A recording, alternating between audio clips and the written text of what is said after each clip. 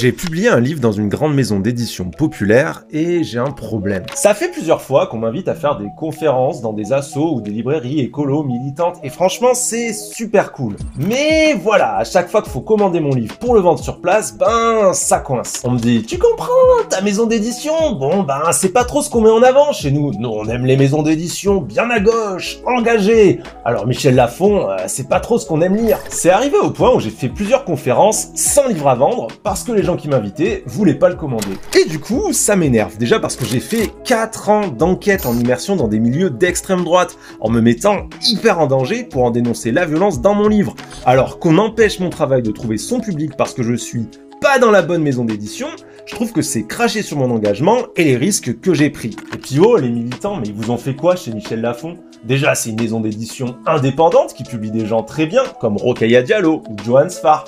Mais en plus, à chaque fois que j'arrive dans vos assos, à chaque fois que j'arrive dans vos librairies, je tombe sur des livres qui sont publiés dans des maisons d'édition qui sont ni indépendantes, mais alors ni militantes. Par exemple, Retour à Reims de Didier Ribon, qui est super, mais publié chez Fayard. Une maison qui publie aussi Houellebecq, Elisabeth Lévy, Renaud Camus. Et la réédition française de Mein Kampf. Ou La place d'Annie Ernaux, livre incroyable, mais qui est aussi publié par Gallimard avec Céline et Drieux-La Rochelle. Gallimard qui a gardé pendant des années Richard Millet dans son comité de lecture. Un mec d'extrême droite qui a publié en 2012 un livre intitulé Éloge littéraire d'Enders Breivik. Voilà, dans le genre, je pourrais aussi citer King Kong Theory de Virginie Despentes ou Le génie lesbien d'Alice Coffin.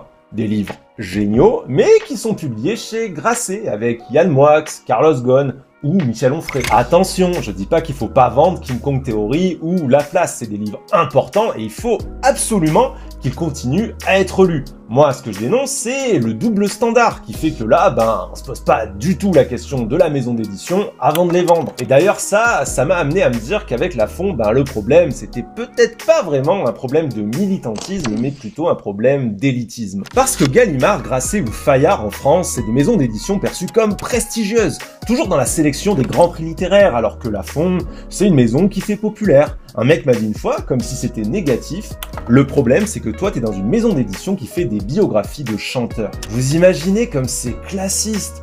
Moi, quand ce mec me parle, ce que j'entends c'est « Ouais, vendre un livre de la maison d'édition qui publie Houellebecq ou Mein Kampf, pas de problème, ils ont eu l'Inter-Réalité et le Goncourt. Par contre, vendre un livre de la maison d'édition qui publie Soprano et Bilal Hassani, jamais! Je suis trop militant pour ça. C'est quand même très dommage quand on se croit de gauche d'en arriver à rejeter aussi ouvertement tout ce qui est rattaché à la culture populaire et à reproduire finalement un élitisme qui est celui des riches et des petits milieux bourgeois. Voilà, pour conclure, moi je suis très fier d'être publié entre Rokhaya Diallo et Soprano. Je pense pas qu'il y a de sous-littérature, je pense pas qu'il y a de gens qui sont plus légitimes que d'autres à écrire des livres, et j'espère sincèrement qu'on sortira un jour de tous ces vieux préjugés.